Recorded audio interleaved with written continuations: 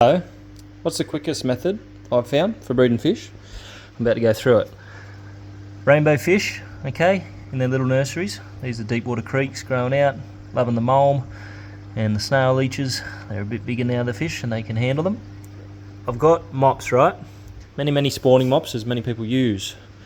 With those mops, I literally take it from the breeding tank and drop them in the grow out tanks, okay?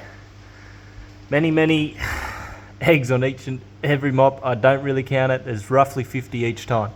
Okay, and then the fry, you can see that? They just grow out in the dirtiest looking grow out tank that I can make. Usually I'll bump the lights right up to make some green water as well. Haven't done that, just trialing. Again, this is all an experiment for me, so everything I'm doing is a bit of an experiment. But that's as simple as that until those fry become too big and start eating their brothers and sisters. That's when these nurseries come in clutch and the rest of them grow out.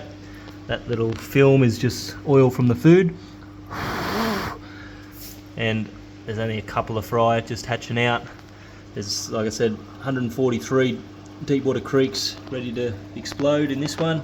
A few have hatched because I've only got about 5 in here because these buggers just bolted and grew up too quick and ate the rest of their siblings. So there was about 50 in there, and this is what I'm finding. It tends to be anything over 30, and then you get the runners that just seem to grow quicker, and they're just knocking them down real quick.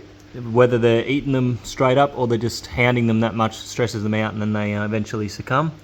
There's still tiny goiters in this one, goiter rivers, but then these other ones are starting to get to a size where this has to happen. So without those, I was running into issues where I was getting to a limit, about 30 fry, which you'll see here. These all grew out perfectly fine and very healthy because they were eating all their brothers and sisters and getting live food all the bloody time. So I had to figure that out quick.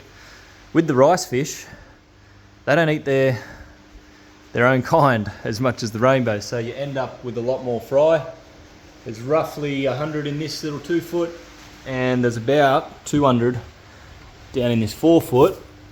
But I'm about to check the mops tomorrow because this is something I've found as well. With the mops, when there's many fish or larger fish, I've mentioned this before about the multiple mop method, putting more mops in, giving them more options in their swim pattern. This is their swim pattern majority of the day. Whenever I see them, they're all up around that area of the tank. So they've got no choice, they stop in there, and then they've got another big batch of it in there and here. The thing is, when I try just 1, 2, 3, just randomly placed in the tank, I end up with maybe 10 eggs in each mop. I do this multiple mop method, and there's about 20 or 30 eggs per mop after a few days, and I have hundreds, like so many rice fish. I can't wait to get more Madakas and trial that with all the different breeds. Same with these guys, they're getting to a stage, they're getting too big, need more multiple mops. I need to keep making mops. So that's how I do it. I saw many people sort of scooping out the breeders and then putting them in another tank, and I just think, why stress out the breeders every single time you're doing it and you're only getting a small yield in that tank that they do? Why not keep the breeders in one tank, move the mops, rotate it that way, then the fry grow out perfectly happy in their tanks, and then when it's to this stage, they're too big now, that's when these things come in, and that's when more tanks need to be bought so you can keep growing them out. So these are all boys Marnie that grew out from the first lot. This is their second big batch, and then the orange Parkinsoni, same deal. That was their first lot in amongst there. They become the new breeders. Little tip for you, when they're growing out in their own water and then they start breeding, because they grew up in that water, they're going to breed a lot better for you. I'll fix that camera up for you, sorry about that. And compared to the store-bought ones, the originals, the bigger ones are all from the stores, and then the babies I'm growing up, I'm finding are definitely happier, healthier, and wanting to breed more. So it's that second round, F1s, F2s, I've still got to read up on all that, but they talk about that first generation. If you can get them going and breeding, that's when you really reap the rewards.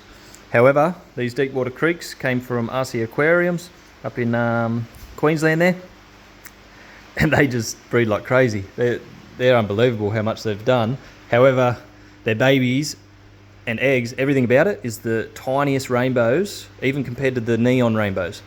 Tiniest eggs, tiniest fry that I've come across, whether it's just these guys are producing that or if this is that breed's way of going about things, but they're super hard to raise compared to all the rest, especially the boys Marnie. The boys Marnie have always been the easiest for me to breed, and the rest are a little bit higgly-piggly, if that's a word. And yeah, that center tank, just for reference, that's all the spare breeders. Okay, eventually there's one amensis in there. They're going to get inside as soon as possible once I get another tank, and they'll start breeding hopefully, because they've been very quiet since I've had them. I think it's the females' fault, because the males try their best, but the females just aren't getting plump. So there's a bit of spawning mop information for you, a bit of my breeding process, and trying to keep it as simple as possible to breed out thousands of fish.